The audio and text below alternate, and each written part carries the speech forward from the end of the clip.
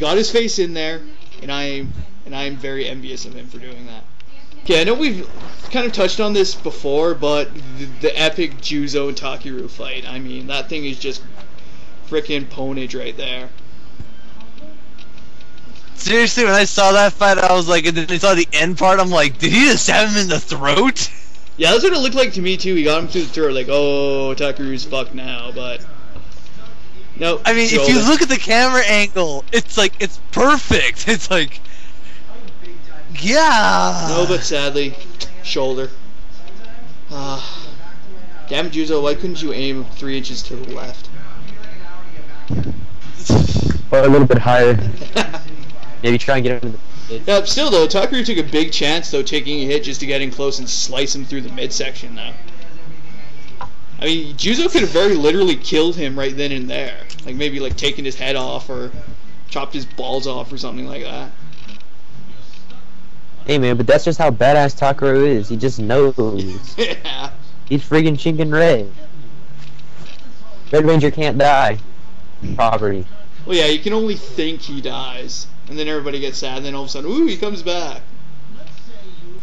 I just find it interesting that Juzo's fighting with his sword in the backhand position, where he's using the serrated side instead of the curved side. That's what. It's like you said in an earlier episode that his sword is really meant to be a backhander because of the serrated blade, and that it calls for him to shed blood with that side.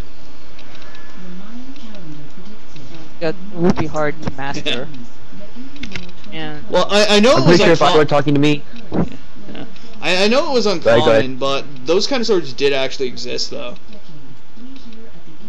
Some samurai actually preferred to fight with reverse models, but I know they weren't all that common though. Well, what that is, it's not for like slashing. It's like to cut someone in them and then pull it out. You know, like.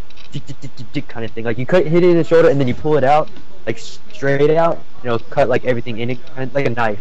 Like you're cutting a meat, I guess you could say, or saw. It's not meant, you know, just for like cutting in half. It's meant for.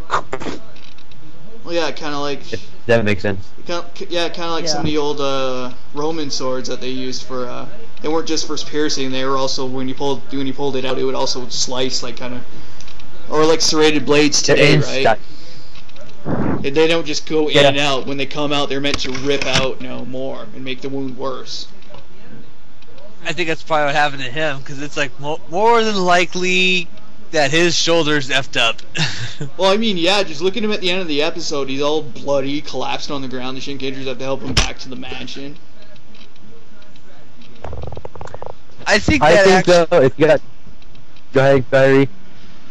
I just feel like it's just the way that his, like, from the way the sword is, and from seeing other shows, that is most likely going to leave a lot of bone damage on that inside. Because if you look if I know bone structure and all that such, it's like when he stabbed him right through, and the thing is, it has like what he said, a saw type action on the back of his sword. It's gonna leave some deeper wounds inside, so he's not gonna be able to handle it very well. Yeah, because. I think that I think it's more like yeah, it's gonna leave. Sorry, I took first responder classes years ago, so it will leave major muscle and bone damage at the very least. I think it's just barely missed the lung. That's just lucky right there. Oh yeah. Well then again. But I think it was good. Well yeah, but then again, you also got to remember though is that Red always lives, like Ikari said earlier. There, it doesn't matter. He could get freaking stuck through the head with that damn sword, and somehow he'd miraculously still survive because Red always lives. Oh yeah, dude. Well, yeah, Red always does live. But I think that since it's being Toku and it is a quote-unquote kids show, that they're not going to go into much detail of what happened on the inside, and he's just going to miraculously heal, and it's going to be A-okay. And then they're just going to put like a Hello Kitty bandage on it or something, and he's going to be fine. Yeah, exactly. For a fact you never see that on an American kids show, though. Like barely. You see, I mean, it took one episode for him to go from full arm sling to just a bandage. One episode. Which I don't know how the episodes are set apart, but I would say it's probably been a day. in Toku time. Yeah, well, then again, maybe Mojikara helps you heal faster. I mean, who knows, right? Yeah. Like Mojikara is basically kind of like what, like the force of using words. I think as G said it or something to that effect. Maybe they just write like heal in the air with their Shoto phones, and it like heals them up really quick. Or at least helps speed up the healing process. I mean, we don't know. Like that's probably something that will not be elaborated on, but you know, we can always speculate. I think it actually makes a lot of sense because Japan words it's like what the words have power, and like with the number of for meaning someone who can't tell the difference between a deer and a horse. Well, yeah, like, the show's very true in that respect too. Is that words do have power, though. Yeah, it's an I remember reading Holic. Oh, so lovely, Holic. That Japan used to be a land of words, if I remember correctly. Oh, definitely. So yeah, like you really could just pull out their Shoto phone, type in write or type in, for Genta's case, heal, and you heal better in 2 days instead of 3 weeks. Well, yeah, that brings up another question. What can't they do with those damn phones? I mean, revive the dead. Well, you never know. I mean, we haven't really seen them writing like revived and having them throw it onto a dead body.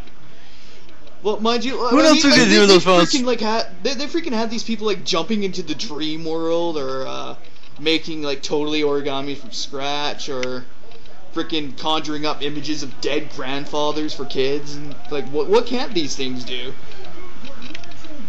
If I had a Shoto phone, I would abuse it. I'd be like sports car, money, college education, this, that, and the other thing. You know, it's like if I got hungry, I'd be like McDonald's, and like it would show them like, yeah, I don't have to go buy something. I don't have to drive. Okay, Shoto phone, Big Mac.